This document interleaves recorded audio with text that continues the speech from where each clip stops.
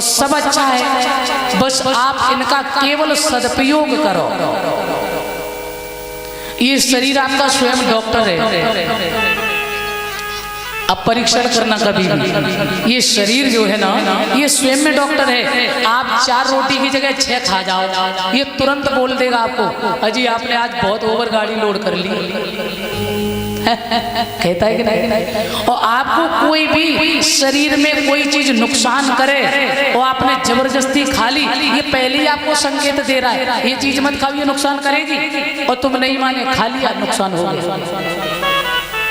शरीर खुद डॉक्टर है, और इसमें कितने सुंदर पुर्जे दिए मेरे प्रभु ने, धन्य है वो कारीगर। और हम फिर भी कहते हैं भगवान ने क्या कर दिया, कोई एहसान ही नहीं। अरे नित्य उसका शुक्रिया अदा करना चाहिए। उसने जो कृपा की है ना, मानव देव दे दी, सबसे बड़ी कृपा। फिर सत्संग सुनने का मौका दे दिया, कितनी बड़ी कृपा है। सुरक्षित शरीर आपको दे दिया है, कितनी बड़ी कृपा। कहीं एक आंख बंद कर देता, एक बाजार बंद तो है कि नहीं? कान नहीं बहरे हो जाएंगे तो सुनते तो है, फिर आनंद नहीं आता। इसलिए उस कारीगर पे अंगुली खड़ी न करो। बहुत से मूर्ख तो ऐसे हैं मामा जी, मैं आपको क्या बताएं, भगवान पे भी अंगुली खड़ी कर देते। हाँ, थोड़ा ध्यान देंगे। अभी सम्मान करके गए हैं हमारे भैया नंगला भूरे से, ये राजीव यादव डायरेक्टर, ये भैया हमारे नंगला भूरे से आए हैं। तो इनके यहाँ हमारी मई में कथा है, कितनी 11 मई से 25, तो मई में कथा लगी हुई है भैया के यहाँ। अभी हमारे और विकास भैया और राजीव भैया और इसी के साथ में और कौन थे,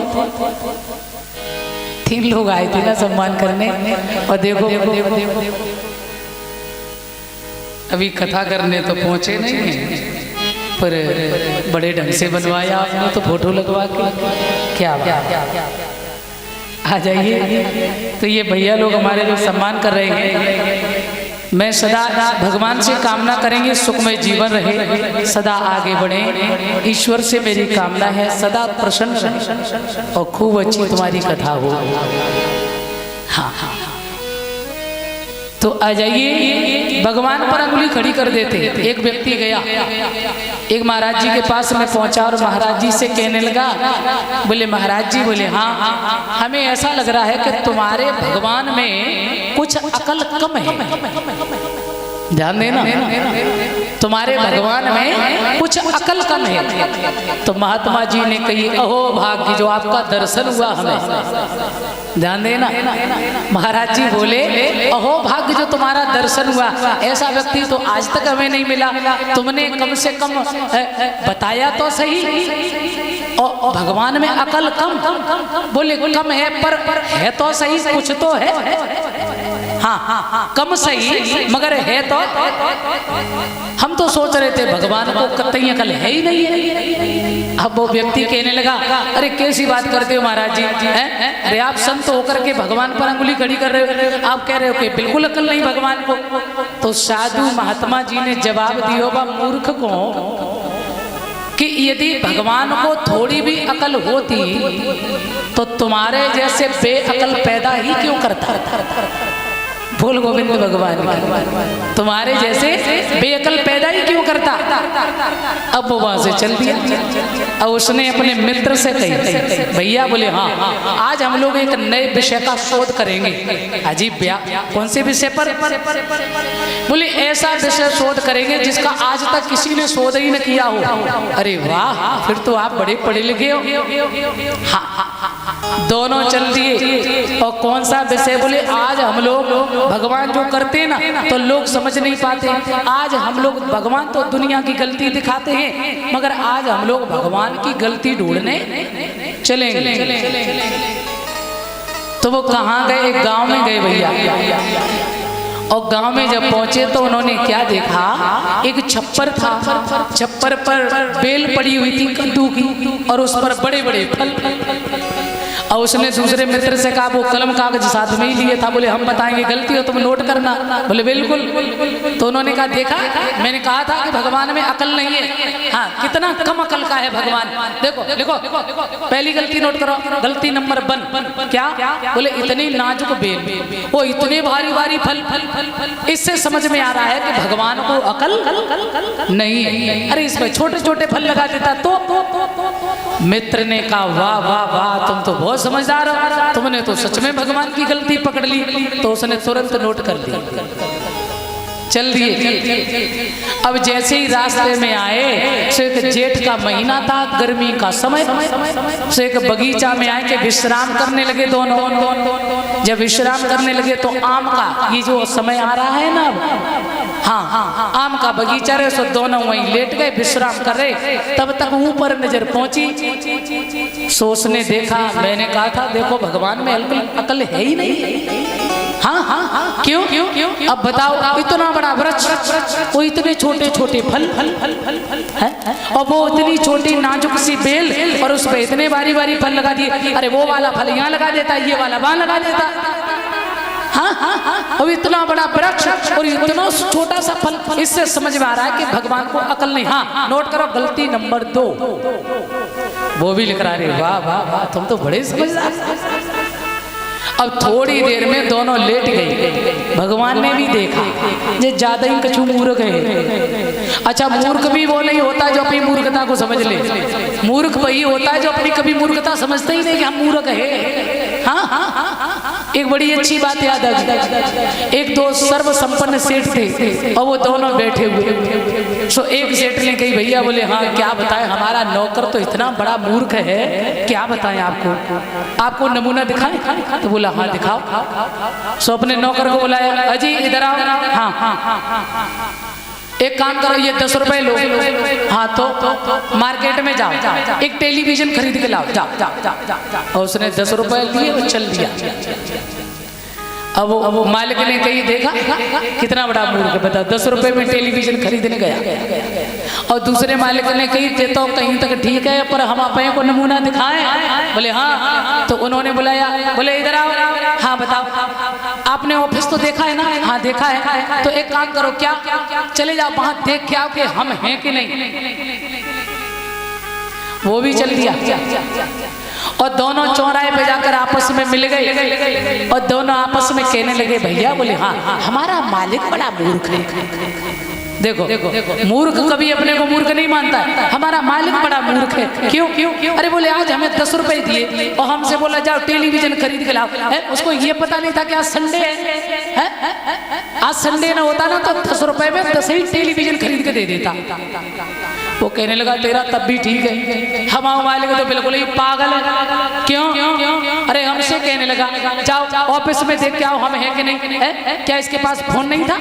अरे कॉल करके पूछ लेता कि हम ऑफिस में है कि नहीं।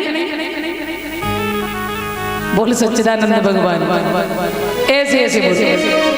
तो अब वो दोनों मूर्ख जब लेट गए और इधर भगवान ने भी कौतुक सूझा भगवान को। सो भगवान ने कही, चलो इन्हें देख ही ले, आज हमारी कमी ढूंढवे को चले। सो भगवान ने माया रूपी आंधी चलाई और आंधी जैसे ही आई, सो एक आम का फल टूटा और नाक पे गिरा। सो बेहोश। भैया कहाँ आम जैसा पत्थर जैसा फल और ये कलयुगी व्यक्ति नाजुक, और वो भी नाक कितना नाजुक अंग होता है कलयुगी व्यक्ति। और जैसे ही वो पत्थर जैसा आम का फल गिरा, सोचे तो बेहोश। अब दूसरा मित्र पास में आया, अब पंखा चल रहा है, अब सोच रहा क्या करे, पानी लाए, क्या लाए, बोले अब क्या करें, डॉक्टर के पास ले जाए, दवा दिलवाए, क्या करें कि हवा करेंगे, क्या करें। तब तक उसे कुछ होश आ गया। उसने कहा कुछ मत करो। तो बोले जे दोनों गलती काटते हो भगवान की, एक ना है। कहीं अगर धोखे में जब इतने छोटे फल ने हमें अधमरा कर दिया, इतने छोटे फल ने अधमरा कर दिया, और कहीं वो छप्पर वाला फल यहाँ होता तो गोविंदाय नमो नमः। हाँ जी। तो बोले भगवान में गलती एक होना है, भगवान तो बहुत अच्छे है। बोल सच्चिदानंद भगवान की। तो ऐसे लोग हैं जो भगवान में गलती ढूंढने निकलते हैं। तो वहीं आ जाइए मेरे प्यारे सज्जनों। मन जो है ना, ये मन बहुत अच्छा है और खराब भी है, मगर इसे जब कपिल भगवान की मैया देवहूति ने कहा, पुत्र ये 5 कर्मेंद्री, 5 ज्ञानेंद्री और 11वां मन, ये सब हमें अपनी अपनी तरफ खींच रहे हैं, मैं क्या करें? तो कपिल भगवान ने बड़ा सुंदर उपाय बताया है, माता आप तो एक ही काम करिए। क्या? बोले चारों तरफ से हर इंद्री का मुख, रसना कहती है सुंदर स्वाद दो, तो दो, बिल्कुल दो, लेकिन यदि रसना चाहती है कि आज मुझे मटर पनीर खाना है तो खिलाओ, बुराई थोड़ी है, मगर पहले उसका ठाकुर जी को भोग लगाओ और भोग लगाने के बाद फिर खिलाओ। फिर वो क्या होता है? फिर वो प्रसाद बन जाता है। और त्वचा कहती सुंदर स्पर्श दो, स्पर्श जरूर दो, लेकिन मेरे सज्जनों बोले स्पर्श दो, मगर भगवान का स्पर्श दो। हर इंद्री का मुख परमात्मा की तरफ यदि जोड़ दोगे तो ये एक भी इंद्री, आंख कहती है सुंदर चित्र दिखाओ, दिखाओ ना भगवान का चित्र दिखाओ, दर्शन कराओ। कर कहते सुंदर कर्म करो, भगवान की सेवा करो, पैरों से चलकर जाओ, परिक्रमा करो, आनंद लो, भजन करो, मुख से गाली नहीं, भगवान का गुणानुवाद करो। हर इंद्री का मुख भगवान की तरफ मोड़ दो तो ये कभी तुम्हें गलत नहीं करा सकते। तो आ जाइए ऐसे हर जीव को बढ़िया खाओ, बढ़िया पहनो, सब कुछ करो, मगर सबका कहाँ कनेक्शन जोड़ो? परमात्मा से। ऐसे ही ये मन जो है इसका कनेक्शन परमात्मा से जोड़ दो तो ये कभी तुम्हें गलत रास्ता नहीं देगा। और कहा है ना, मन के हारे हार है, मन के जीते जीत, और मन ही मिलावे राम सो मन ही करे फजी। और ये बंधन मुक्ति का कारण जो है ना, और ये दुख का कारण जो है ना, वो केवल मन है। मन यदि आपका इंद्रियों के प्रति आसक्त है तो आप बंधे हैं, आपको परिवार से मोह ज्यादा है, आपको दुख होगा। केवल आप ये समझ लो हम ईश्वर के बच्चे हैं, ये सब बच्चे हैं जो कर्म, जो फर्ज भगवान ने दिया वो अदा कर रहे हैं, न मेरा कुछ न इनका कुछ। ये 4 दिन का झमेला है संसार में, और पूरा समय होने के बाद फिर जाना। कोई जाएगा साथ में? बताओ। इसलिए असली जीवन जो है, जिस दिन आपको आत्मज्ञान हो जाएगा, जिस दिन आप समझ लेंगे कि मैं केवल और केवल चिन्मय दिव्य शाश्वत आत्मा हूं, तो आपको कभी कोई दुख नहीं होगा। रिश्ते शरीर से है, आत्मा से नहीं। आत्मा का कभी नाश नहीं होता, शरीर का नाश होता है। जला दोगे 2 मुट्ठी राख बन जाएगा, जमीन में गाड़ दोगे कीड़े खा जाएंगे, जल में फेंक दोगे मछलियां खा जाएंगी। चौथी गति शरीर की होती नहीं है। और मुक्ति न शरीर की है और न ही आत्मा की। मुक्ति केवल और केवल जिसका बंधन है उसी की तो मुक्ति होगी। अब जिसका बंधन ही नहीं तो मुक्ति कैसी? तो आत्मा तो मुक्ति ही है, शरीर नश्वर है, तो मुक्ति किसकी होनी है? केवल और केवल मन की।